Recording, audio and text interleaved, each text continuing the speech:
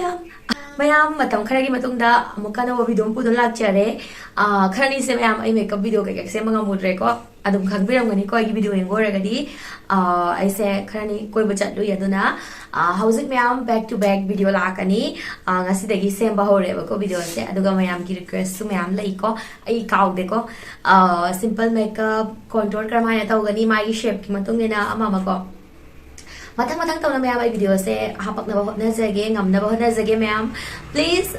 support to bole piganu kai gumba ki video se kana bata aragadi pambi bata aragadi support to bole piganu ma'am ki support yamna important nei gi damakta ko adudi ma'am ngasi makeup video se kari oidina haibada college gumba adagi office gumba da aikoina sum khara chamtak na dawna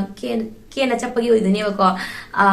khara sum live mong da aduga long lasting su oiba ko karama de koina koi makeup se long lasting ohengani haibadu su tips kari ka ko sum pijarake adudi ma'am ngasi video se winner se khanau se kajik nai ko hazik weather su change sorok ko ma'am makeup how to mamang da sum khangbiram lagani always ekogi mai se clean oiba mathau tai ko ekoina amot pamai da makeup to ba yade sigi je khangjin biu aduna makeup to bugi da makta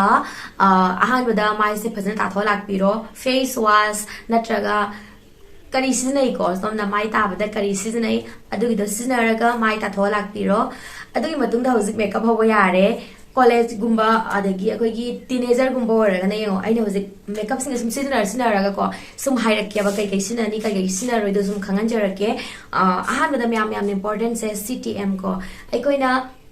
makeup to juma manga to ga ba step ni myam sigi se myam cleansing toning and moisturizing ni ko sigi se myam phajina khangjin biu hoi college chatpa adagi office chatpa kambu su makeup tawrasu tawdrasu but ekogi CTM tawba samna maruni ko sigi se ekogi skin care tawjabani ba ko ekogi skin da su kana ba aduga ekogi CTM tawba sana ko ekogi makeup ta hena phaja thon bada mateng pang ba hai tare ma'am adongi skin type ki matung ina skin ki condition ki matung ina CTM to tawdoi ne ba ko ma'am CTM ai se ma'am yengo C sna cleansing mai ta thok ba ko T sana toning ko toning se ma'am toner chai ba du toning ko ye ba ko adu M sana moisturizing sigi se amna important ni ma'am yengo kai gumba dom se dry skin ni ko dry skin oraga di toner se skip to bu ba ko toner se so ma'am makhal gi le ba ko makhal magi ingredient to gi matung inna magi benefit se tongala kani ba ko kana ba se tongala kani ado songi skin gi need ki matung ina toner se samsina ro toner ki main oina magi thabak se aikogi oil se mana control to biba ko mana level ang khata thambiba ko aikogi mai sida oil se habati yam handa ba aduga yam suni handa ba mana maintain to na thamya ba ko toner sina mara baduna oily skin oraga di toner se sung soi dine chai biu aduna ga to habada aikoina yangone makeup se tharak tu ni ba ko aduga aikogi mai se yamna oily oiba mai ni ba ko oily ba mai se mo yanga tawna make oil se release oirak tu ni na aikogi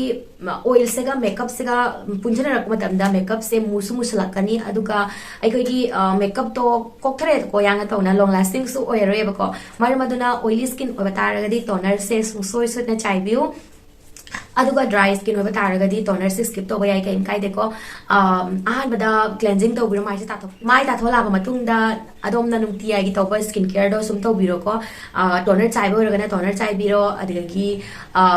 serum kar kak taining baro so tai ba yai kai de but teenager gi oina di ko serum kar kak tai ba gi darkar ta de ko chumna mai se ta thok piro adugi matung da phajana tawna moisturizer tai biro adugi matung da yamna important oi ba step thadok pa ya da ba sunscreen se yamna maruni sunscreen masina bihoro aduga ma'am teenager oiba taragadi aikogi sunscreen se da tinted oiba sunscreen haina phangmani ba ko khajitang coverage pibi ba khajitang color yaw ba sunscreen ko adugi do tang tairaga college re sappada su kai kai dabra ne khalli ma'am mengo teenager oiba taragadi aikogi production de yamna haujita gi sina ba horakano ba ko yaragadi ko hoi special aikogi function gumba program gumba dung ba laiba matamda nong phado ke badana ke bani ko adonu ti oina di ko BB cream gumba foundation gumba adu mas ma'am suggest tawning de ko hoi aikogi coverage pam na kening borgadi aikogi sunscreen da su tinted oiba sunscreen phangbani ko plum gi phangani adigi yengo ma'am sum thibiwa ba ko khachitang tinted oiba sunscreen ama loraga tairaga sum chappa yai ma'am adudi ma'am na si video se haun ba tawresi ahan bada mai se phajana tatho lani adudi matungda nuktigi tawba skin care dos tugi da tawbiro skin care tawda ba oraga di moisturizer di skip to ba yade ko moisturizer ama lawro somgi skin type ki matung ina oily skin oregana gel base oiba water base oiba moisturizer lawbiu aduga dry skin oregana cream base oiba oil base oiba moisturizer lawbiu adum gi skin type ki matung ina moisturizer tai lor matung da yamna important oiba step sunscreen mapan tholok to ni na mayam sunscreen je skip to ba yade ko sunscreen je tai biu हौसे मैं आप अगी वाला दिसी Nivea की moisturiser से सोने से ना रे ऑलरेडी तेरे लाग चले को अदो की मतलब मैं सनस्क्रीन अगी हायर गदी सी प्लम की नाइसिनामाइड और राइस वाटर एंड नाइसिनामाइड 2% को सिगी से हमना नुंगाई सिदनबा अदुगा सदा क्योंकि कनो याउदेबको तैरगा क्योंकि व्हाइट कास्ट गुम्बा tinted oidabaniना सिगी से मेकअप तौब तारगसु सिगी सनस्क्रीन सिनबा याय खंजिनबिको सोमना कईगुम्बा ओनली सनस्क्रीन तंग तैरगा मेकअप तौब हाबिदि म्याम यंगको सनस्क्रीन सिगा सुय कोगी tinted ओइबा सनस्क्रीन आना फंगिको tinted ओइबा सनस्क्रीन तंग तैबो ओरगदि याय बट अखोइना कईगुम्बा tinted ओइबा सनस्क्रीन अदै मथक्तुगा हमको फाउंडेशन नत्रगा बीबी क्रीम अदुगुम्बा तैरक तारगदि कोगी मेकअप तो फजरैको अदुना tinted ओइबा सनस्क्रीन से मतोन ता सुम तैबिउ कईगुम्बा बीबी क्रीम नत्रगा फाउंडेशन सिनगदबा तारगदि सोमना तैरकदौरिबा सनस्क्रीन से tinted ओइदबको क्योंकि व्हाइट कास्ट करका ओइदबा सनस्क्रीन सुगुम्बसे सुम लवरगा तैबिउ आइना हौजिकसु पंजागरेको कईगुम्बको फाउंडेशन सिनदबा बीबी क्रीम सिनदबा ओनली tinted ओइबा सनस्क्रीन करका सिनरगा चप्पा तारगदि टीनेजर सिंगनको स्कूल गुम्बा कॉलेज गुम्बा चप्पा तारगदि प्राइमर करका तैबगी दरकार तादेको प्राइमर तैदोइसे कोगी खसितंग हाबदि फाउंडेशन थागदबा ओइरगदि अदुगुम्बा मतमदा कोगी प्राइमर से तैबिउबको हौजिकैना सिनरिबसे स्किन साइड की 3-in-1 प्राइमर सिनरनी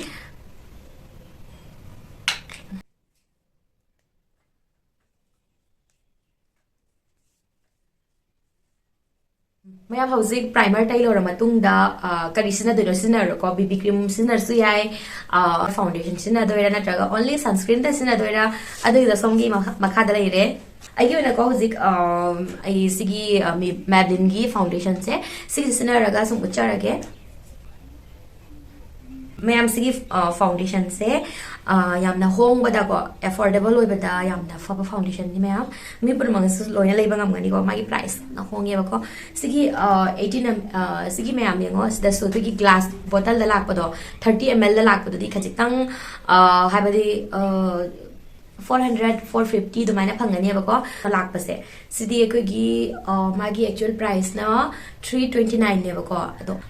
300 की मनुंग द सुम फंगबनेबको 300 अदगी एकोगी मरक मरक द मैम ऑफर यामना फजना बिरकप मतमदा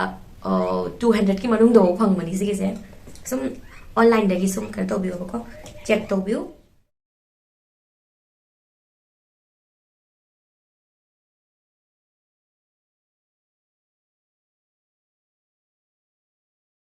फाउंडेशन तैब मतमदा दक लाउना ब्यूटी ब्लेंडर नत्रगा ब्रश लवर तैबिगनबको अहान बिरा समाना दोदोतर लोना संदोकपिरो अदुगी मतुंगदा ब्यूटी ब्लेंडर ना ब्लेंड तोबु मयाम ब्यूटी ब्लेंडर ना ब्लेंड तौबसना को येंगबदा नेचुरल सु मानबको अदुगा यामना लॉन्ग लास्टिंग सोइथोकनी मेकअप से मयाम अदुगी अखोगी केकी ओरकपा खोलकपा अदुगिदो चांस यामना नेमगनी कैगुम्बा ब्यूटी ब्लेंडर ना ब्लेंड तौबा तारगदी अदुगा मयाम येंगो प्रोडक्ट लौबो मतमदा यामना लौबिगनोबको असोमगी माइगी दरकार ताबदो तंग लौबियोबा सिगी से खंजिनबियोबको माइसिदा प्रोडक्ट से लिकना सिजनरिंगैगी हेना मेकअप से लॉन्ग लास्टिंग सु ओइगनी अदुगा येंगबो मतमदा नेचुरल सु मानगनी मयाम केकी ओइरकपा मामा दो अदुगिदो ओइरोयाबको मयाम मेकअप केकी ओइर इसे खोगी प्रोडक्ट से खरा यामना सिजनबा नत्रगा अखोगी फाउंडेशन खरा मोंग चादबा फाउंडेशन हाबदी येंगो मयाम तांगदा फाउंडेशन जे लोइ प्रम फबा नतेको अदुगा स्किन टाइप की मतुंगिना अखोइना प्रोडक्ट सिनदबा ताबा अदुगुमा मतमदा अखोइना मेकअप से पोखाइरक पा मामा से तौर ए अदुना सिगे से खंजिनबिउ आइना मेकअप तौरिंगदा मयाम येंगो इचन पासे मतम दुगदी को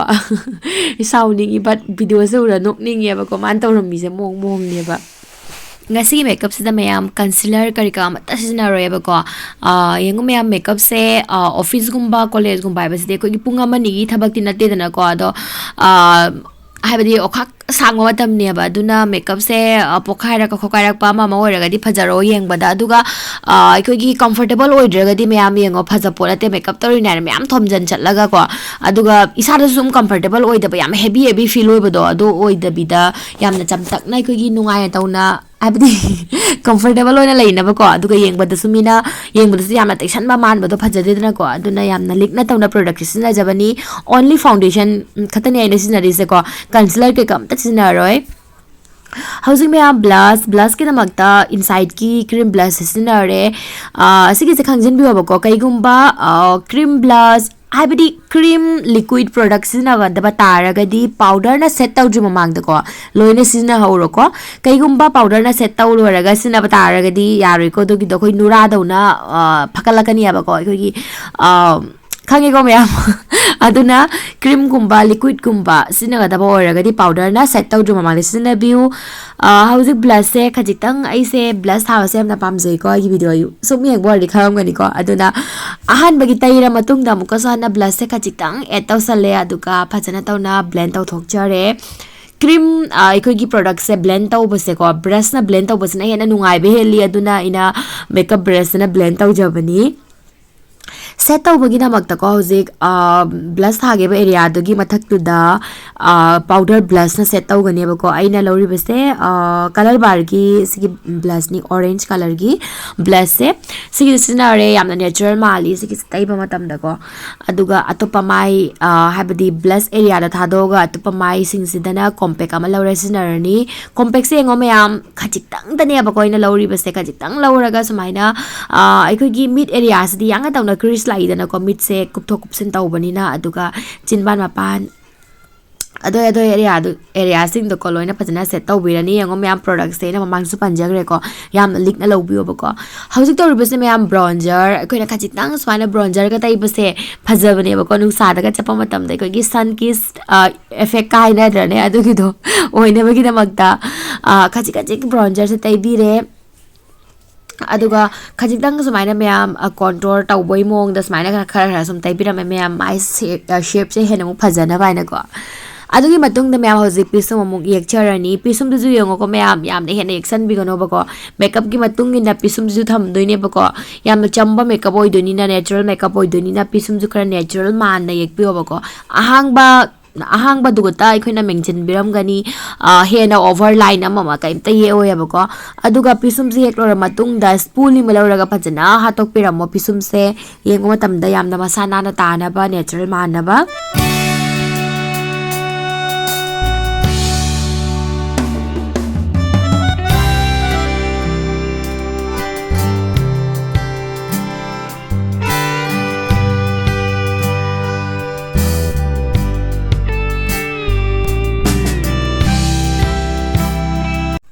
ꯃꯌꯥꯝ ꯑꯥꯏ ꯃꯦꯀꯞ ꯇꯧꯔꯁꯤꯀꯣ ꯑꯥꯏ ꯃꯦꯀꯞꯁꯦ ꯑꯗꯨꯛꯀꯤ ꯃꯇꯤꯛ ꯂꯥꯏꯗꯣꯏꯅꯤ ꯃꯌꯥꯝ ꯐꯖꯅ ꯃꯨꯟꯅ ꯌꯦꯡꯕꯤꯌꯨꯀꯣ ꯑꯍꯥꯟꯕꯗ ꯃꯌꯥꯝ ꯀꯥꯖꯜ ꯑꯃ ꯂꯧꯕꯤꯔꯣꯕꯀꯣ ꯑꯩꯅ ꯂꯧꯔꯤꯕꯁꯦ NYBꯒꯤ ꯕ꯭ꯂꯦꯛ ꯀꯥꯖꯜꯅꯤ ꯀꯩꯒꯨꯝꯕꯀꯣ ꯑꯗꯣꯝꯅ ꯕ꯭ꯂꯦꯛꯁꯦ ꯌꯦꯛꯄ ꯄꯥꯝꯗ꯭ꯔꯒꯗꯤ ꯁꯤꯒꯤꯁꯦ ꯃꯌꯥꯝ ꯌꯦꯡꯉꯣ ꯕ꯭ꯂꯦꯛ ꯌꯦꯛꯏ ꯍꯥꯏꯅ ꯀꯔꯤꯝꯇ ꯍꯥꯔꯁ ꯀꯔꯤꯝꯇ ꯎꯔꯦꯕꯀꯣ ꯍꯧꯖꯤꯛ ꯕ꯭ꯂꯦꯟ ꯇꯧ ꯂꯣꯏꯔ ꯃꯇꯨꯡꯗ ꯐꯖꯅ ꯑꯥꯏ ꯃꯦꯀꯞꯁꯦ ꯇꯧꯔ ꯃꯇꯨꯡꯗ ꯌꯥꯝꯅ ꯁꯣꯐꯠ ꯑꯣꯏꯅ ꯎꯒꯅꯤ ꯍꯣꯏ ꯀꯩꯒꯨꯝꯕ ꯑꯗꯣꯝꯅ ꯄꯥꯝꯗꯕ ꯇꯥꯔꯒꯗꯤ ꯕ꯭ꯂꯦꯛꯁꯦ ꯄꯥꯝꯗꯕ ꯇꯥꯔꯒꯗꯤ ꯕ꯭ꯔꯥꯎꯟ ꯀꯥꯖꯜꯅꯁꯨ ꯌꯥꯏ ꯁꯤꯒꯤ ꯑꯥꯏ ꯃꯦꯀꯞꯁꯦꯀꯣ ꯕ꯭ꯔꯥꯎꯟ ꯀꯥꯖꯜ ꯑꯃ ꯌꯦꯛꯑꯒ ꯁꯨꯝ ꯑꯩꯅ ꯇꯧꯔꯤꯕ ꯃꯑꯣꯡꯁꯦ ꯁꯨꯝ ꯇꯧꯕꯤꯕ ꯌꯥꯏ ꯑꯩꯒꯤ ꯑꯣꯏꯅꯗꯤꯀꯣ ꯁꯨꯃꯥꯏꯅ ꯕ꯭ꯂꯦꯛ ꯌꯦꯛꯄꯁꯤꯅ ꯍꯦꯟꯅ ꯄꯥꯝꯖꯩꯌꯦꯕꯀꯣ ꯃꯌꯥꯝ ꯅꯣꯡ ꯐꯥꯗꯣꯛꯁꯨ ꯁꯨꯝ ꯕ꯭ꯂꯦꯛ ꯌꯦꯛꯎ ꯅꯣꯡ ꯐꯥꯗꯣꯛꯁꯨ ꯁꯨꯝ ꯕ꯭ꯔꯥꯎꯟ ꯌꯦꯛꯎꯕꯀꯣ ꯍꯥꯏꯕꯗꯤ ꯃꯈꯜ ꯃꯈꯜꯒꯤ ꯂꯨꯛꯁꯦ ꯄꯤꯕꯤꯅꯕꯒꯤꯗꯃꯛꯇ ꯃꯌꯥꯝ ꯉꯁꯤꯒꯤꯗꯤ ꯃꯌꯥꯝ ꯌꯦꯡꯉꯣ ꯑꯍꯥꯟꯕꯗ ꯑꯩꯅ ꯕ꯭ꯂꯦꯛ ꯀꯥꯖꯜꯁꯦ ꯌꯦꯛꯑꯦꯕꯀꯣ ꯑꯥꯏ ꯂꯥꯏꯅꯔꯒꯤ ꯃꯑꯣꯡꯗ ꯁꯨꯃꯥꯏꯅ ꯇꯧꯅ ꯌꯦꯛꯑꯒ ꯕ꯭ꯔꯁ ꯑꯃ ꯂꯧꯔꯦ ꯕ꯭ꯔꯁ ꯑꯃ ꯂꯧꯔꯒ ꯁꯨꯃꯥꯏꯅ ꯑꯩꯈꯣꯏꯅ ꯁ꯭ꯃꯁ ꯇꯧꯕꯤꯔꯝꯗꯣꯏꯅꯦꯕꯀꯣ ꯈꯖꯤꯛꯇꯪ ꯁꯨꯃꯥꯏꯅ ꯃꯊꯛꯅ ꯆꯤꯡꯈꯠꯄꯤꯒꯅꯤ ꯋꯤꯡ ꯂꯥꯏꯅꯔꯒꯤ ꯇꯥꯏꯞꯇꯀꯣ ꯍꯧꯖꯤꯛ ꯑꯩꯅ ꯎꯠꯂꯤꯕ ꯀꯂꯔꯁꯦ ꯌꯦꯡꯉꯣ ꯃꯌꯥꯝ ꯁꯤꯒꯤ ꯕ꯭ꯔꯥꯎꯟ ꯀꯂꯔꯁꯦ ꯈꯖꯤꯛꯇꯪ ꯗꯥꯔꯛ ꯑꯣꯏꯁꯟꯕ ꯕ꯭ꯔꯥꯎꯟ ꯀꯂꯔꯁꯦ ꯂꯧꯔꯅꯤ ꯂꯧꯔꯒ ꯌꯦꯡꯉꯣ ꯑꯩꯅ ꯇꯩꯔꯤꯕ ꯑꯦꯔꯤꯌꯥꯁꯦ ꯃꯌꯥꯝꯁꯤꯗ ꯑꯩꯈꯣꯏꯒꯤ ꯐꯖꯅ ꯇꯩꯔꯒ ꯕ꯭ꯂꯦꯟ ꯇꯧꯕꯤꯔꯝꯒꯅꯦꯕꯀꯣ ꯀꯥꯖꯜꯁꯤꯗꯤ ꯃꯌꯥꯝ ꯀ꯭ꯔꯤꯝ ꯄ꯭ꯔꯣꯗꯛ ꯑꯣꯏꯗꯣꯏꯅꯤ ꯑꯗꯨꯅ ꯃꯤꯠꯁꯦ ꯀꯨꯞꯇꯣꯛ ꯀꯨꯞꯁꯤꯟ ꯇꯧꯕꯗ ꯑꯩꯈꯣꯏꯅ ꯀꯥꯖꯜꯁꯦ ꯁ꯭ꯃꯁ ꯇꯧꯗꯕ ꯇꯥꯔꯒꯗꯤ ꯀꯥꯖꯜꯁꯦ ꯇꯩꯁꯜꯂꯤꯗꯅꯀꯣ ꯑꯃꯗ ꯇꯩꯁꯜꯂꯒ ꯀꯣꯏꯇꯩ ꯇꯩꯁꯜꯂꯒ ꯐꯖꯗꯕꯅꯦꯕꯀꯣ ꯑꯗꯨꯅ ꯁꯨꯃꯥꯏꯅ ꯁ꯭ꯃꯁ ꯇꯧꯕꯤꯔꯝꯕ ꯇꯥꯔꯒꯗꯤ ꯑꯥꯏ ꯁꯦꯗꯣ ꯑꯃꯅ ꯀꯩꯗꯧꯏ ꯍꯥꯏꯕꯗ ꯑꯩꯈꯣꯏꯒꯤ ꯑꯥꯏ ꯁꯦꯗꯣꯁꯦ ꯍꯦꯟꯅ ꯑꯃꯨꯛ long lasting ꯑꯣꯏꯔꯅꯦꯕꯀꯣ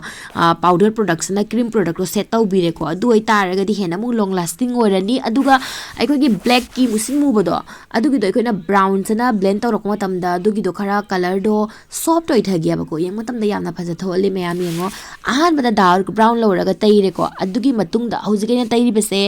ahan bataigi badugagi pathaba color ni light brown oidune bako ahan bada dark brown aduga hojikaina crease line da tairi bese transition color se light brown color adugi do tairani phajana blend tawbiramani zum lore mayam light ro yengone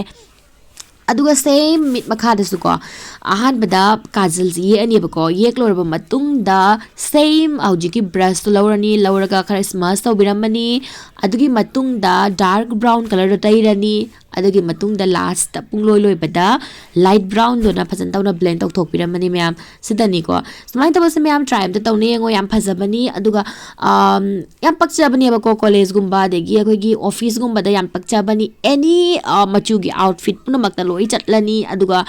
dress so kogi western indian loi ta phajabani sumai to ba eye makeup se aduna sigumba eye makeup se koina uchchabani mayam da sungsona try tawne yengo kai gumba muk pau taw ji pa taraga di ko agi damakta di agi oinadi agi favorite ni hai tare sigi se hojik mayam eye makeup se loire somgi mita somuk tawar lakcharage yengo bit ari khetna base ko aduga mayam kajali aga mitse khujan gani sigi je khan gano bako hojiki aina tawbe mong se tawba taraga ni mitse ju khujal loya bako hena buk lauk thok na u gani bako hauji mayam khajitang highlighter happy gani bako daytime gi look oidoni yamna langkhat na tawbodo yeng matam da phajadena ko aduna ahan bada highlighter khajitang tairani adugi matung da khutna mukka ko khara sum blend tawbiramani excess production do loina chatkhina bako nose contour amuk phajana tawgani color do yengbiu ko yam hajan bo hen ganu ko daytime gi look oidoni na ko yam likna tawna color do lobiraga smile tawna taibira moi ne tari pomong sida aduga nose yengo smile tawna pisum bo smile chingat pira mo yeng bada natural sum manna bako aduga phajana blend tawbiramu ko habidi hek ubada mina khangan gano bako sigi tai salla la e na ko duna phajana blend tawbiu blend tawbase am important ni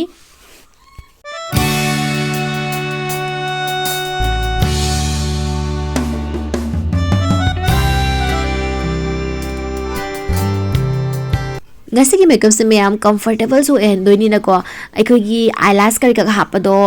khara nungai te na ko mit se comfortable oi di na ko aduna eyelash kari ka amata hapoi only phajana dauna mascara tai gani aina sinari base Mars ki mascara ni ko mascara da Mars ki sinaba yai aduga Maybelline gi any mascara mal sum sinaba yai yamna fabani hojik mascara tai lore matung makeup se sum lore mayam lip liner ba lore brown color gi aduga lips ki boundary do phajana ek tok jarani ahan bada adugi matung da hoji yengo mayam color ani se mix tawraga tai dune bako kaigumba color ama khatang da bore ba taraga di color ani mix tawra tai yengo yam phajabani ayo na diko ahan bada ina nude brown color gi inside ki ko lipstick se tai re agina shade number se joyful 01 joyful ne bako adugi matung da blue heaven gi ko shade number se 07 oiduni blue heaven gi sigi se kachitang mix so sale me am yengo color se phaja thoktra sumai tawna color ani se mix tawra ga tai re aduga aina hojiki kachitang brown nude brown thambi se ko akiki mid se su kachitang brown maina oi bani na ko sumkar so matching oi helini bako somna pamjaba any lipstick color lauraga taibu ngasi ga makeup se loi phajarani kaigino haide koi brown color se neutral color ni na ko ma se puna makal loi chanai bako so mayam aroi bada setting spray chai ba kaw biganu henu phajana bako seni mayam ngasi final look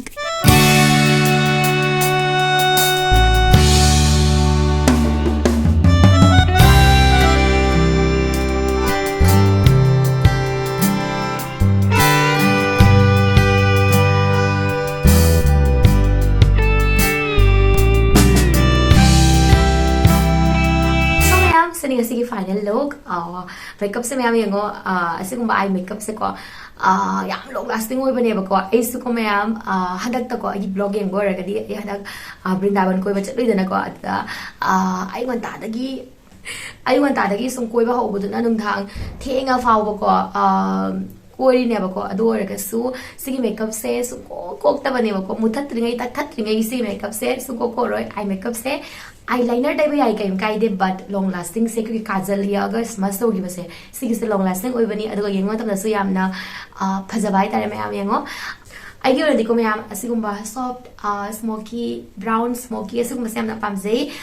ꯃꯌꯥꯝꯁꯨ ꯁꯣꯏꯗꯅꯃꯛꯀꯤ try ꯇꯧꯅꯤ ꯌꯦꯡꯉꯣ ꯁꯤꯒꯤꯁꯦ ꯌꯥꯝꯅꯁꯨ long lasting ꯑꯣꯏꯕ ꯃꯇꯝꯁꯨ ꯌꯥꯝꯅ ꯆꯪꯗꯕ ꯃꯦꯀꯞ ꯑꯣꯏꯒꯅꯤ ꯑꯥꯏ ꯍꯣꯞ ꯃꯌꯥꯝ ꯉꯁꯤꯒꯤ ꯚꯤꯗꯤꯑꯣꯁꯦ ꯃꯌꯥꯝ ꯁꯨꯡꯁꯣꯏ ꯁꯣꯏꯗꯅ ꯄꯥꯝꯒꯅꯦꯅ ꯈꯟꯖꯩ ꯀꯩꯒꯨꯝꯕ ꯄꯥꯝꯕꯤꯕ ꯇꯥꯔꯒꯗꯤ ꯂꯥꯏꯛ ꯃꯆꯥ ꯑꯃ ꯇꯧꯕꯤꯔꯝꯃꯣ ꯃꯌꯥꯝ ꯄ꯭ꯂꯤꯖ ꯁꯞꯄꯣꯔꯠ ꯇꯧꯕ ꯂꯦꯞꯄꯤꯒꯅꯨ ꯃꯌꯥꯝꯅ ꯁꯞꯄꯣꯔꯠ ꯇꯧꯔꯒꯗꯤ ꯑꯩꯁꯨ ꯚꯤꯗꯤꯑꯣ ꯁꯦꯝꯅꯤꯡꯕꯗꯣ ꯐꯥꯎꯋꯦꯕꯀꯣ ꯃꯣꯇꯤꯚꯦꯠ ꯑꯣꯏꯌꯦꯕꯀꯣ ꯍꯧꯖꯤꯛꯁꯤꯁꯨ ꯃꯌꯥꯝ ꯑꯩꯁꯦ ꯂꯣꯛ ꯈꯔ ꯊꯨꯡꯕꯒꯤ ꯈꯅꯥꯎꯒꯁꯦ ꯈꯔ ꯅꯨꯡꯉꯥꯏꯇꯦꯀꯣ ꯑꯗꯨ ꯑꯣꯏꯔꯒꯁꯨ ꯃꯌꯥꯝ ꯑꯩꯁꯦ ꯀꯨꯏꯔꯦ ꯃꯦꯀꯞ ꯚꯤꯗꯤꯑꯣ ꯍꯥꯞꯇꯦꯅꯀꯣ ꯑꯩꯒꯤ ꯕ꯭ꯂꯣꯒꯁꯨ ꯃꯌꯥꯝꯅ ꯑꯗꯨꯝ ꯏꯟꯇꯔꯦꯁ ꯑꯣꯏꯗꯕꯗꯨꯒꯀꯣ ꯑꯩꯅꯁꯨ ꯁꯣꯝꯅ ꯄꯥꯝꯖꯕ ꯍꯦꯌꯔ ꯁ꯭ꯇꯥꯏꯜ ꯀꯩꯀꯥ ꯇꯧꯔꯣ ꯍꯦꯟꯅ ꯑꯃꯨꯛ ꯐꯖꯒꯅꯤ